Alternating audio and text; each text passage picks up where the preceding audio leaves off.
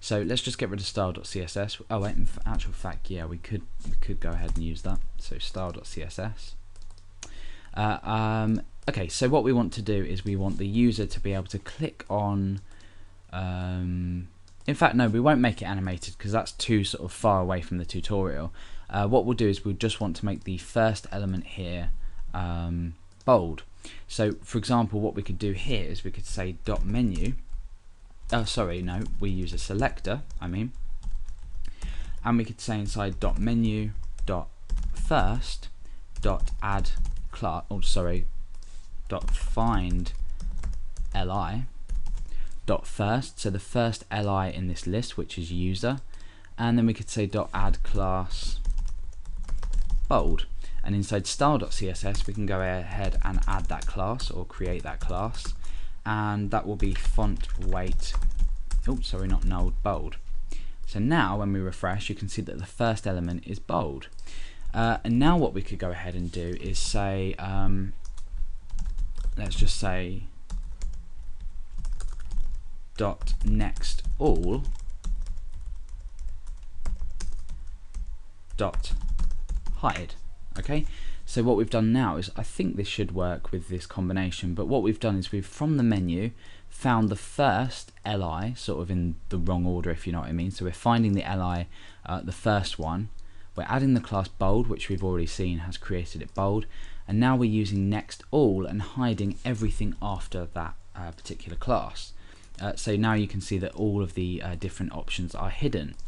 In actual fact, let's go ahead and make this animated. We might as well. Let's just say we'll keep that there. Let's just say dot menu, and then we'll say dot find li. In actual fact, no, we can go ahead and append this on to here. I'm going to say dot click,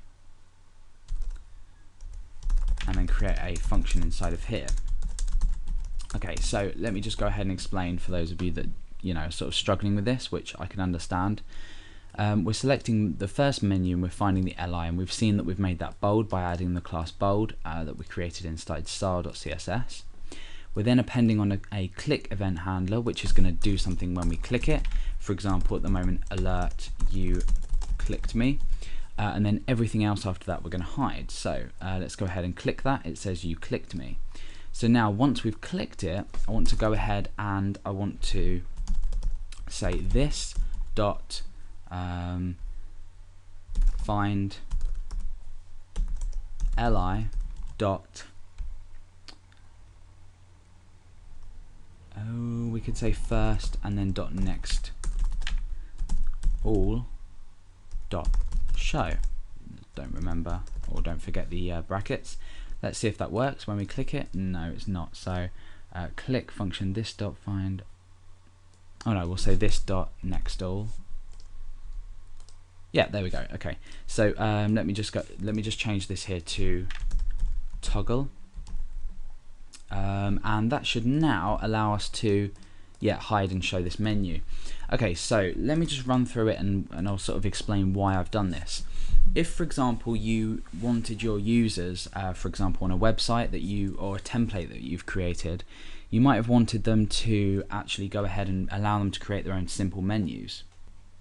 Now, in the case that your user or the person that's viewing your page can see ul class equals menu, they automatically know that this is a menu. Now, they might see that the first one, I mean, it's slightly tricky to see, but the first one says user. So by viewing the page, you can automatically assume now that this is the menu title, and then anything after it. So when we go ahead and add some more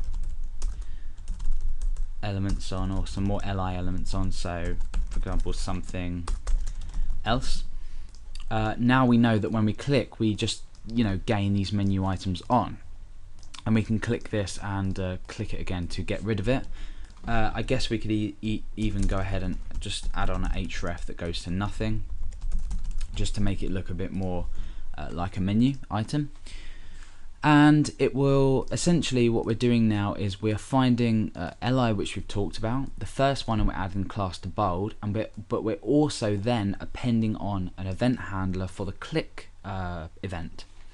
So once this is clicked, everything else after this, i.e. the first menu item, this being this here, will be shown, or will be toggled.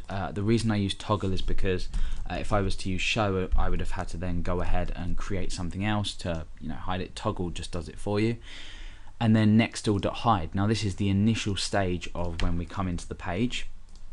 So if we were to get rid of this, we would get the same effect, but the settings would just be shown initially. So obviously these two on the end just depend. You could even change that to show, but really it's a waste of code having it in if you want them to be hidden or shown. So that's something I've sort of gone over a bit on this, but that's something that you could bear in mind with this first and nextAll, and there's firstAll as well, so you can go back and say firstAll, but the nextAll, firstAll, find are all sort of useful things that can be tied in together, and you can see we've created a nice little menu here. And this could even be something that's been really nicely styled, and it could be a nice menu at the top. You could either change even change this to something like hover, and then when we hover over it, we get the menu items come out again. So you're thinking sort of drop down menus at the top of a page. So using these in combination are really effective, and we've done this with 3 lines of code, which is pretty impressive actually. So just by creating this li, we've demonstrated how we can use nextAll, first, and firstAll. We've also used toggle in here, and we've also used find to help us find the element that we want to apply this to. So a nice example, pretty straightforward, and a lot here that could be put into practice.